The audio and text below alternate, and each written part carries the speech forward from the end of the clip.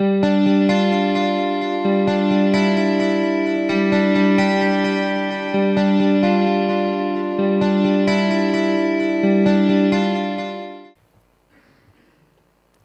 you very much, Paul. Paul has indeed been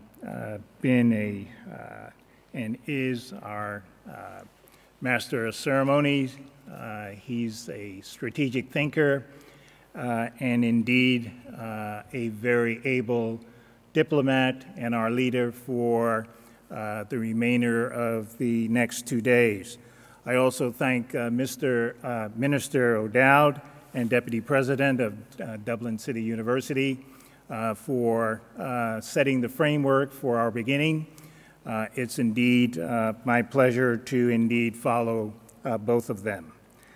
Dr. Pierre McDonough, one of the organizers, special thank you for his leadership. And I must also say that Dr. Pierre McDonough, on his first visit, hope of many visits to Rutgers University, was very impressive. He represented Dublin City University extraordinarily well when he visited us at Rutgers University at the Edward J. Blountstein School for Planning and Public Policy, as well as the John J. Heldridge Center for Workforce Development, one of our co-organizers. And to my friend and colleague, Ann Lee Jeffs, who is not only an executive par excellence, but is a true visionary. She's the co-founder and CEO of the Sustainability Collaborative and is a tireless worker at making her vision a reality. And more importantly, though, I must say that I must thank Ann Lee. She informed me this morning that I was to receive an increase in compensation. So she paid for breakfast this morning.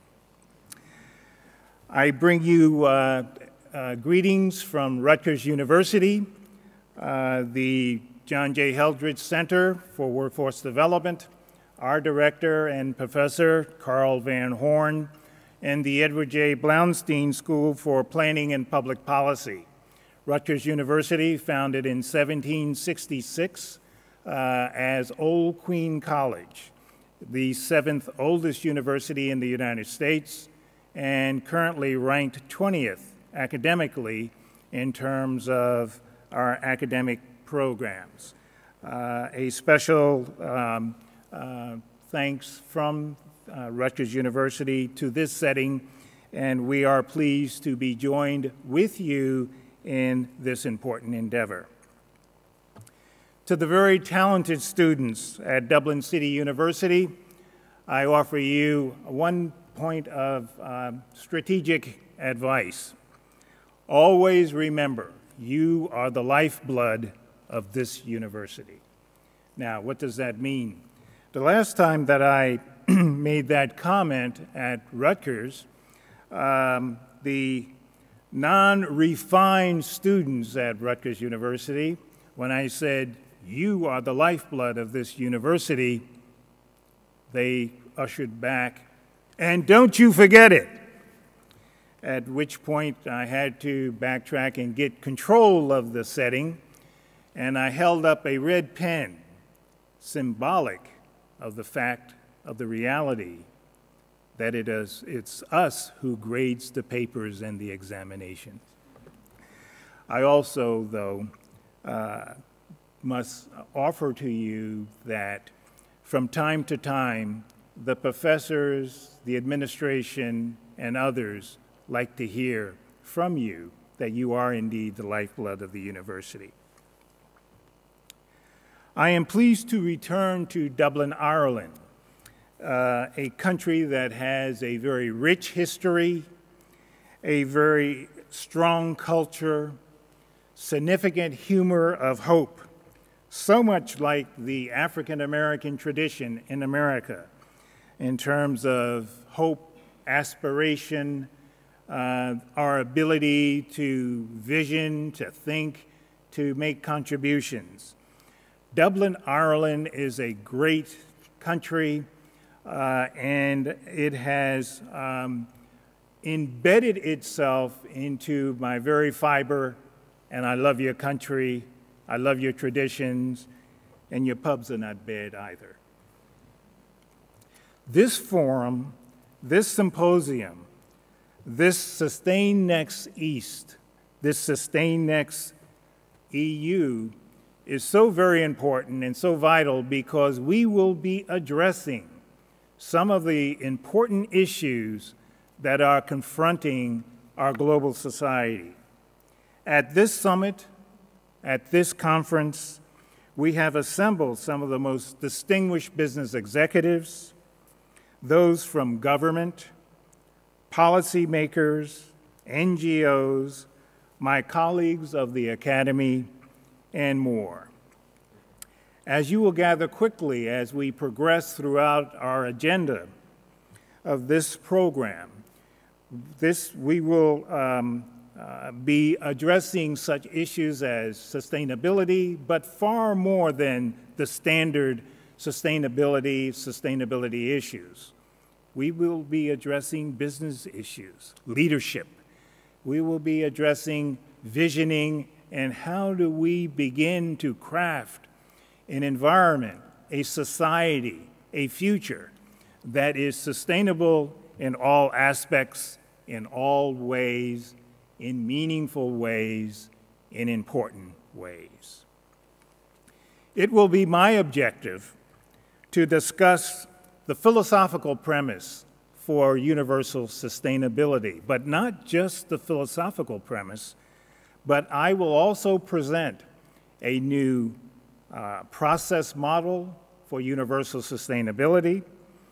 I will present a operating framework for the implementation of the concept of universal sustainability, but more importantly than that, I will be addressing and dealing with what are the values, what are the issues that are the underpinning of what we call universal sustainability. What is it? What value and what benefits does it partake for our global society, for the 21st century global society?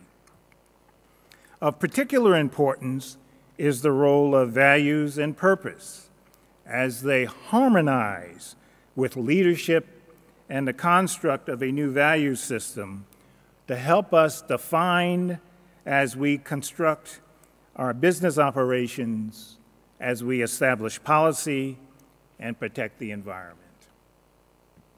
I am delighted to provide comment on one of the top 3 issues that confront our decade, one of the top 3 issues that confront our time. The roots of universal sustainability grew out of the sustainability movement. The operational concept of universal sustainability resets the definition of capitalism by integrating competitive economic organizations on a new value foundation beyond situational values to that of a more sustainable value basis. There are 2 values that are of consideration when regarding universal sustainability, and they are situational and sustainable. Situational values involve calculations about what is available in the here and now. They are about exploiting short-term opportunities rather than consistently living the principles that may create long-term success. Sustainable values are the values that connect us deeply as human beings, such as shared responsibility. In effect, sustainable values are about the here and the now. situational values push us towards the strategy of becoming too big to fail. Sustainable values inspire us to pursue the strategy of becoming too sustainable to succeed, too sustainable to fail. Sustainable values within the context of universal sustainability framework ensures that an institution is sustainable, not based on its scale and size, but how it does its business, how it relates to its employees, shareholders, customers, suppliers, the environment, society, and to the future generations, or how a government relates to its citizens. Recently, I had a profound conversation with one of the most profound and with one of the most significant business leaders in the United States, a global leader by all accounts. In terms of accolades, he was listed as one of the most admired CEOs in the world by Forbes magazine. I had a frank conversation because no longer performing in my role as a global partner at Anderson Accenture Consulting, being second in charge of the strategy practice, I could be more frank, not seeking to acquire business, not seeking to advance the business interests of a particular enterprise. These are some of the things that we can do when we are part of the academy, when we are part of higher education. So I pushed this senior executive and I said, you know, the shareholders of this particular company are not particularly pleased with your leadership in terms of creating shareholder value.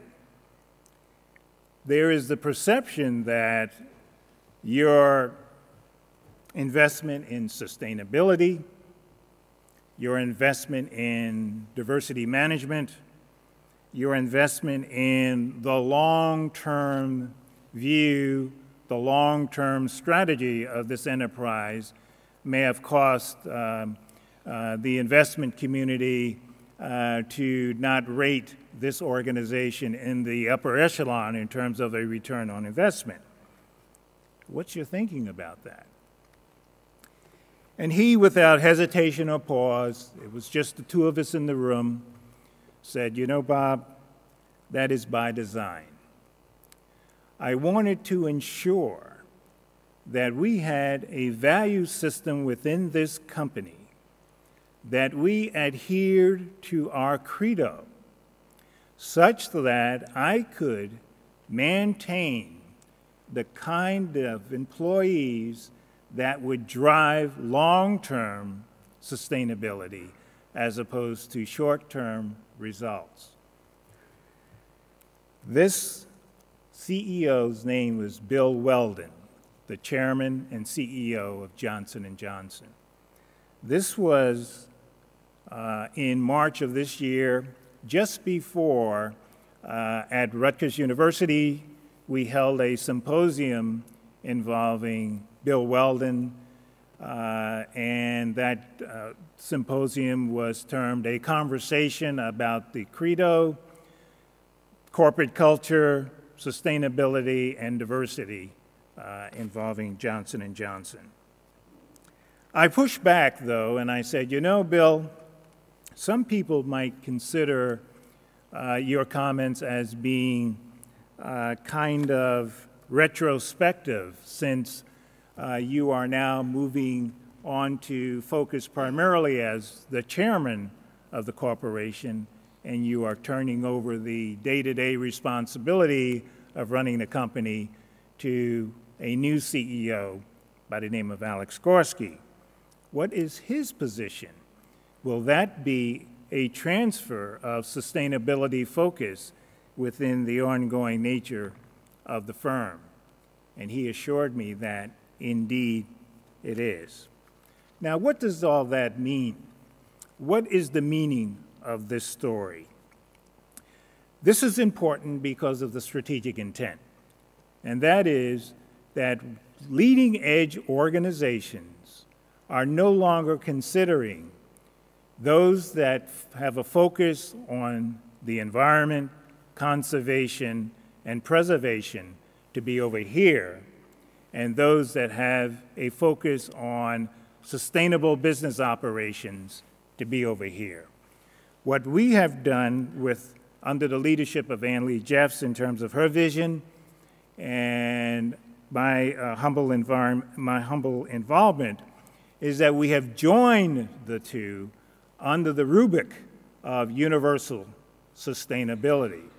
It is the joining of both camps, and it's the joining of both camps to address a more sustainable society, a more sustainable environment in the 21st century. To that end, we are very much research-oriented. And you will see the process model that is up. And the process model is a research process that we have undergone at Rutgers University and at the Sustainability Collaborative. Those involved consisted of our chief economist, Bill Rogers, the chief economist at the Department of Commerce, Mark Doms, D-O-N-S, and others within our organization, Emily Nance, Nicole Cora, others. This is an equational process where we wanted to take a rigorous look at what's going on in terms of sustainability, thought leadership, and secondary research. And from 2009 to 2012, under the environment, economic realities, old beliefs, old strategies, and old actions, what attained success? What attained desired results? And we took a look at that. Under old beliefs, we determined that global warming was the key issue. Also, the impact of developing countries was a key issue. The rise of consumerism, a key issue. And the primary focus on the environment, preservation, and conservation, a key issue.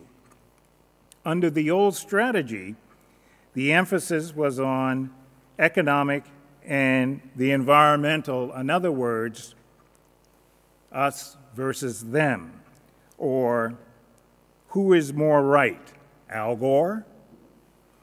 Under old actions, the basic findings that we came to was that it was a singular advocacy approach, a singular advocacy approach. Under the economic and environment reality, from 2013 to 2018 projected, we are now trying to define new beliefs, new strategies, and new actions to drive sustainability forward. How do we define sustainable values and implement sustainable values at addressing global warming, at creating a more sustainable global society? Not situational values, sustainable values. How do we provide advocacy for emerging global economies based on sustainable values, not situational values? How do we provide a greater clarity regarding this great economic and social discipline going forward in terms of new beliefs? In terms of new strategies, what are the economic and environmental issues, and how do we join the two? And finally, under new actions, a new focus on sustainable, not situational values, as we create a more sustainable 21st century global society.